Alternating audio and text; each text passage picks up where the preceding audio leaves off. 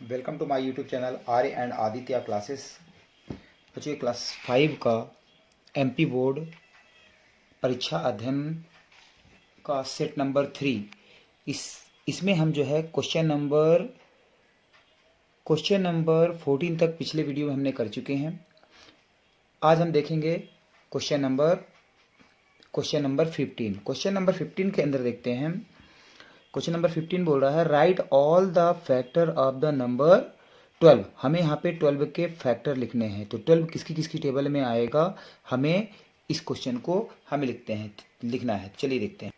चलिए इस क्वेश्चन के अंदर हम देखते हैं कि इसने ऑल फैक्टर्स ऑफ द 12 बोला हुआ है। तो 12 किसकी किसकी टेबल पे आएगा। तो आप यहाँ पर देख सकते हैं कि जो 12 है तो आपका देखिए बता देता हूँ।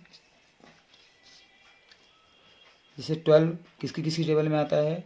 12 एक तो 1 की टेबल में आएगा, तो हम लिखते हैं 1 12 जा 12 होता है। एक तो 2 की टेबल में 6 आता है, 2 6 जा 12 होता है। उसके बाद 3 4 जा 12 आता है। 4 3 जा करेंगे तो अगेन रिपीट होने लगेगा। इसका मतलब इसके फैक्टर कौन कौन से होंगे देखिए। एक तो 1 होगा, 2 होगा, 3 होगा, 4 होगा, 6 होगा और खुद 12 होगा। तो इस चीज़ को हमें ध्यान देना है। तो इसके बच्चे इसके फैक्टर कौन कौन से हैं। एक तो 1 है और 2 है, उसके बाद 3 है, 4 है, 6 है और खुद 12 होगा। तो इस तरह से जो हम इसका फैक्टर लिखते हैं, ये आप देख भी सकते हैं। इसमें देखिए फैक्टर ऑफ द 12 1 2 3 4 6 और 12 होगा। तो इस क्वेश्चन को ये क्वेश्चन आपको समझ में आ गया होगा। चलिए नेक्स्ट क्वेश्चन देखते हैं। चलिए क्वेश्चन है the cost of a pen is 2 rupees 50 paise. Find the cost of the 1.5 dozen pens. इसके अंदर ये बोला हुआ है कि एक पेन की कीमत यहाँ पर 2 रुपये 50 पैसे दी हुई है और हमें 1 डजन मतलब 1 दर्जन और हाफ डजन पेन की वैल्यू क्या होगी। तो चलिए इसको सॉल्व करके देखते हैं किस तरह करना है।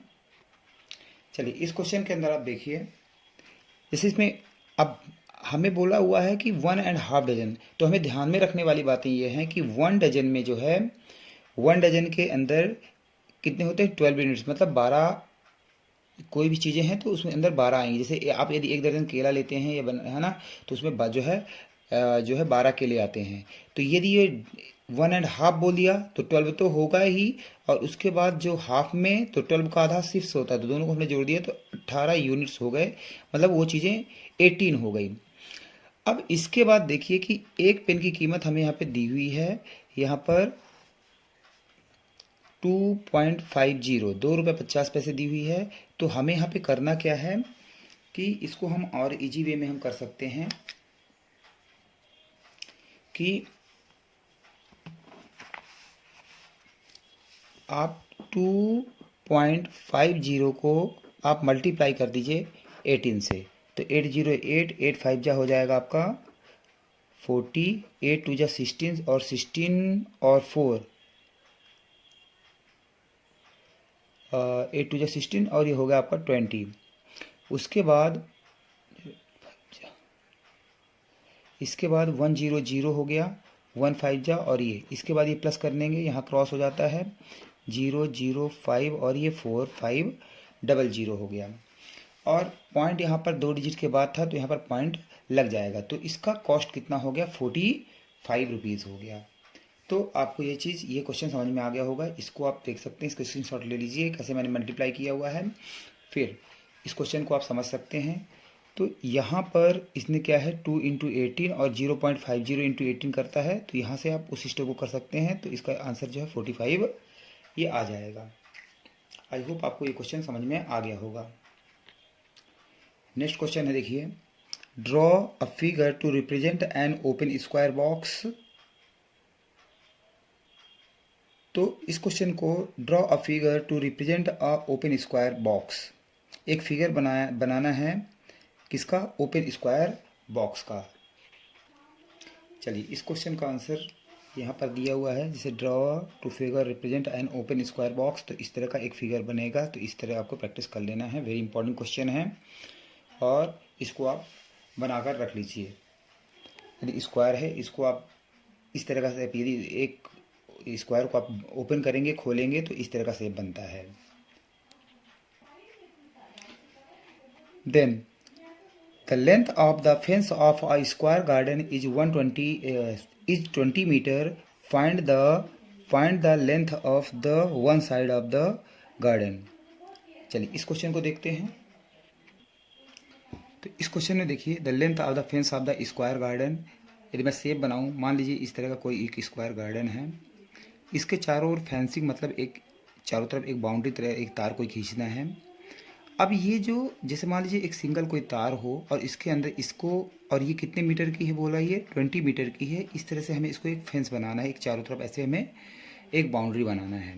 तो length of the one side, अब ये बोला है कि ये तो टोटल तो 20 है, लेकिन वन साइड का मेजरमेंट क्या होगा, इसको मेन क्वेश्चन का मतलब यही है। तो यदि हम 2D शेप की बात करें तो इस तरह के शेप हम बोलते हैं, जो इसकी पूरी लेंथ है इसको हम बोलते हैं, आउटर को हम बोलते हैं पेरीमीटर। क्या बोलते हैं? पेरीमीटर। तो PERIMETER, तो perimeter of the square. Perimeter हमारे इसमें कितना दिया हुआ है? 20 मीटर। अब पेरीमीटर की जगह पे हमें क्या लिख लेना है? 4 इंटू साइड। अब 4 इंटू साइड कितना हुआ है? 20 मीटर। ध्यान दीजिए, अब यहाँ पर साइड इक्वल टू क्या हो जाएगा? यहाँ पर मल्टीप्लाई में है तो 4 इधर चला जाएगा, और 4 टेबल 4 1 जा 4, 4 5 जा 20। तो साइड कितनी आ गई? 5। आप देख भी सकते हैं, यदि ये 5 5 और 5, अब इन चारों को प्लस करिए तो आप 20 हो जाता है। स्क्वायर पेरीमीटर का मतलब ये होता है कि इसकी चारों बाउंड्री लाइन को हमें जोड़ देना होता है। तो इस तरह से हम इसकी साइड निकाल सकते हैं। तो आप इसमें देख सकते हैं है, आप इसको मैंने इजी वे में और समझाने की कोशिश किया है। चलिए नेक्स्ट क्वेश्चन है, a shopkeeper bought 4525 orange and kept them 25 identical boxes. How many orange will there be in each box. इस क्वेश्चन का मतलब समझ लीजिए कि एक कोई शॉपकीपर है, ये खरीदता है ऑरेंज। मान लीजिए इसके पास, ये बोल रहा है ऑरेंज इसके पास 4525 इतने ऑरेंज हैं। अब इन ऑरेंजों को ये चाहता है कि मैं छोटे छोटे जो है 25, इस तरह के बॉक्स कितने हैं? 25 बॉक्सों के अंदर ये पैक करना चाहता है। ऑरेंज इतना है और इनको 25 बॉक्सेस के अंदर पैक करना चाहता है। अब क्वेश्चन के अंदर पूछ रहा है कि how many orange will keep there in. अब इसको ये बताइए कि इतने बॉक्सों में यदि ये 25 हैं तो कितने कितने ईच में डालेगा। तो काउंट तो करेगा तो बहुत टाइम लगेगा। इसके लिए एक मेथड है कि हमें डिवाइड कर देंगे तो हमें पता चल जाएगा भाई कितना कितना आएगा और कितना बैलेंस बच जाएगा। तो यहाँ पर देखिए आपको 4525 को 25 से डिवाइड करना पड़ेगा।